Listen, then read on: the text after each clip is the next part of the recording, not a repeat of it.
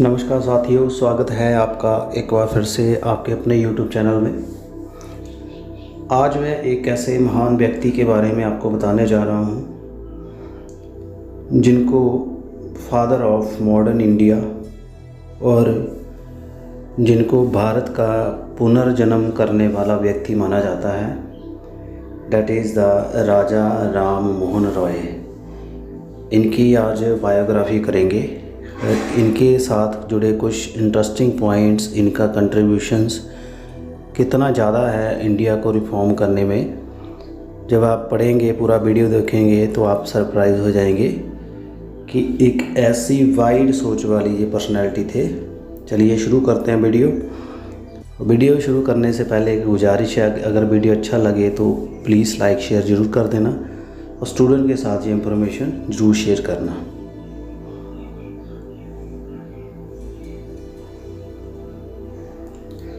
First हम start करते हैं जर्नी ऑफ राजा राम मोहन रॉय। इनका जन्म हुआ था राधानगर, हुगली डिस्ट्रिक्ट, बंगाल प्रेसिडेंसी में 22 मई 1772 में into a Bengali Hindu family, यानी कल इनका जन्मदिन था। And he is known as father of modern India. इसको भारत जो नव भारत का, आधुनिक भारत का पितामह माना जाता है और father of Bengal renaissance, Bengal का पुनर्जन्म इन्होंने किया, इनको माना जाता है। He was a religious and social reformer, धार्मिक और सामाजिक क्रांति लाने वाले व्यक्ति थे। Widely known as his role in abolition of the practice of sati प्रथा की एक गूढ़ नीति थी हिंदू धर्म में कि जब लड़की का जो पति था वो मर जाता था तो उसको भी चिता में साड़ देते थे। इसने उसको ख़त्म किया। ही was a scholar and new Sanskrit, Persian, Hindi, Bengali, English, Arabic. वो स्कॉलर थे, कॉलेज यूनिवर्सिटी में पढ़े थे और उनको Persian, Hindi, Bengali, English, Arabic भाषाओं के ऊपर पकड़ थी। He fought against the perceived ills of Hindu society at that time. Hindu धर्म की जो कूटनीतियों के ऊपर उन्होंने काफ़ी ज़्यादा जोर दिया, उनको ख़त्म किया, उनका बहिष्कार किया। Propagated western education among Indian, जो वेस्टर्न एजुकेशन है, फॉरेन एजुकेशन सिस्टम इंडिया में लेके आए। फॉर्म्ड द ब्रह्मो समाज इन 1828 में ब्रह्मो समाज की स्थापना इन्होंने की, बनाया। वर्कड फॉर ला East India Company as clerk, East India Company में क्लर्क की जॉब की इन्होंने। डाइड ऑन सितंबर 1833 इन ब्रिस्टॉल, इंग्लैंड में ब्रिस्टॉल नाम की जगह पे 1833 को इनका निधन हुआ। आइडियोलॉजी क्या थी, इनके सिद्धांत क्या थे? हिज प्रॉब्लम क्यू was the religious and social degeneration of his native Bengal. पूरी दुनिया की एक वर्ल्ड वाइड प्रॉब्लम बन गई थी, जो सोशल प्रॉब्लम थी बंगाल की, और बंगाल के लोगों में एक बहुत बड़ी समस्या थी, बड़ी भयंकर समस्या थी वर्ल्ड लेवल की। उन्होंने इस प्रॉब्लम को समझा और उनके दिमाग में हिट हुई stressed on rationalism and modern scientific approach. विज्ञान का डेवलपमेंट करने, एजुकेशन का काम करना, एजुकेशन की नीड के ऊपर इन्होंने काम किया। उन्होंने जो मॉडर्न साइंटिफिक अप्रोच के ऊपर काम किया, भी विज्ञान जो है उसका हमारे यूथ को पता होना चाहिए, साइंटिफिक इंस्टीट्यूट खुलने चाहिए। कास्ट सिस्टम के पूरे विरोधी थे, जो दलित थे, अछूत थे, उनका बहिष्कार किया जाता था हिंदुओं द्वारा, तो उस टाइम उन्होंने उनका कड़ा विरोध किया था। और characterise sati as the violation of every human and social feeling and as symptomatic of the moral debasement of race. जो सती प्रथा थी, उन्होंने किसी जन को, लोगों की जो बड़ी समस्या है उनके रास्ते में एक एंटी ह्यूमन एक्टिविटी उनको कहा, ये अमानवीय व्यवहार है, पूरा उन्होंने कड़ा विरोध किया। Attracted to Islamic monotheism and said that monotheism is the fundamental message of Vedanta.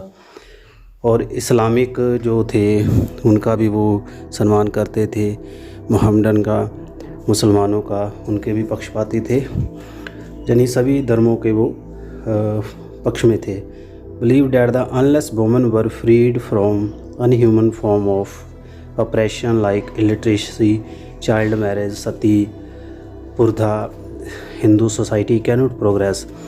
उन्होंने कहा जब तक औरतों को अधिकार नहीं दिया जाएगा, उनको मानव की तरह व्यवहार नहीं किया जाएगा, इंसान नहीं समझा जाएगा, अगर उनको अनपढ़ रखा जाएगा, छोटी उम्र में शादी की जाएगी, सती किया जाएगा, तो हिंदू समाज कभी तरक्की नहीं कर पाएगा।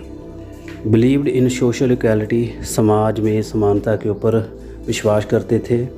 और religious orthodox have become uses of injury and detrimental to society life and sources of trouble and bewilderment to people।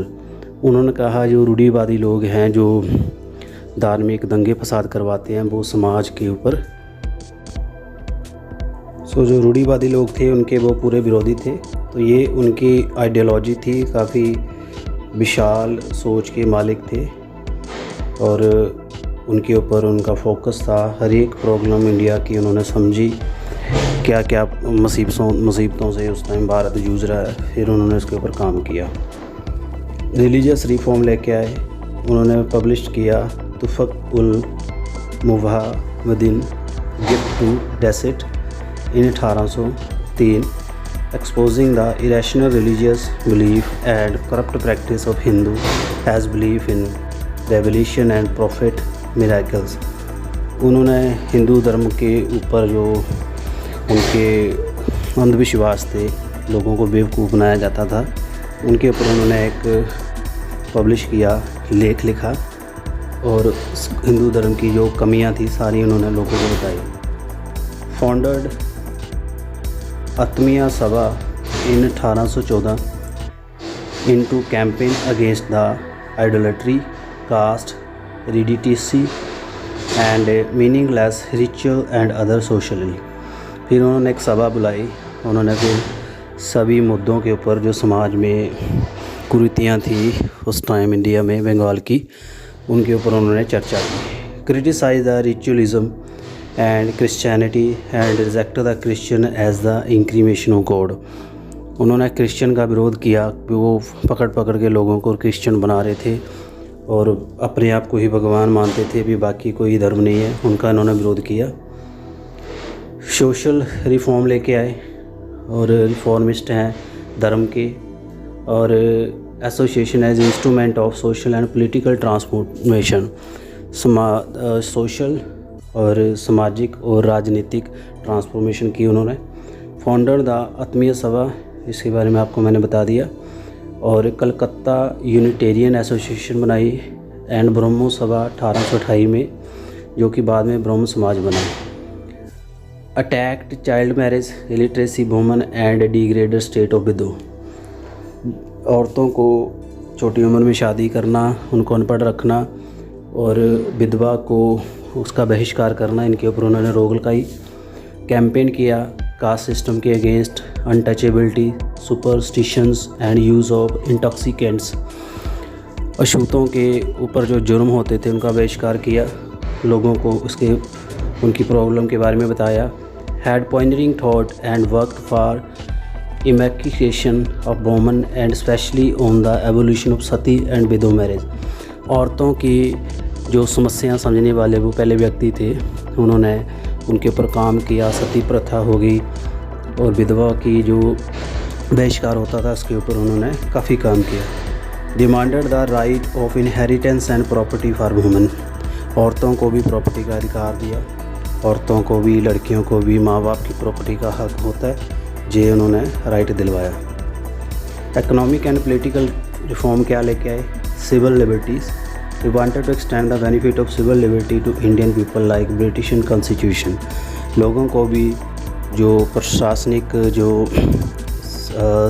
देश के प्रति जो सिविल सर्विसेज में जा सकते हैं इंडिया के लोग भी, उनको भी उन्होंने आज़ादी दिलाई। प्रेस फ्रीडम, प्रेस को पूरी फ्रीडम होनी चाहिए छापने के लिए, वो उन्होंने कहा। और फाउंडेड 3 जर्नल 1819 में। Ram Mohan founded 3 journal, Brahmanical magazine 1821 में, बंगाली वीकली समाबद्ध कुमोडी 1821 में and Persian weekly Mirat ul Akbar. यानी ये अलग अलग भाषाओं में लेख निकालते थे, साप्ताहिक तौर पे लोगों को आगाह करते थे। टैक्सेशन रिफॉर्म, टैक्स के ऊपर इन्होंने चेंजेस लाए और बंगाली ज़मींदारों जो टैक्स लगाते थे किसानों के ऊपर उसको कम किया। And also demanded the abolition of taxes on tax free land. लोगों की अपनी ज़मीन के ऊपर ही लोगों को टैक्स देना पड़ता था, ज़मींदारों को, वो कम किया। He called for reduction of export duty on Indian good and broad and evolution of East India Company trading right. East India Company के ट्रेडिंग राइट जो हैं उन्होंने ख़त्म किए। भारत के लोग बाहर व्यापार कर सकते थे, उनको कस्टम ड्यूटी जो लगती थी बाहर सामान बेचने की, वो उन्होंने हटाई। एडमिनिस्ट्रेटिव रिफॉर्म लेके आए, जो एडमिनिस्ट्रेटिव है, सिविल सर्विसेज है या एग्जीक्यूटिव सर्विसेज है, जुडिशरी में इक्वलिटी दी इंडियन है यूरोपियन को।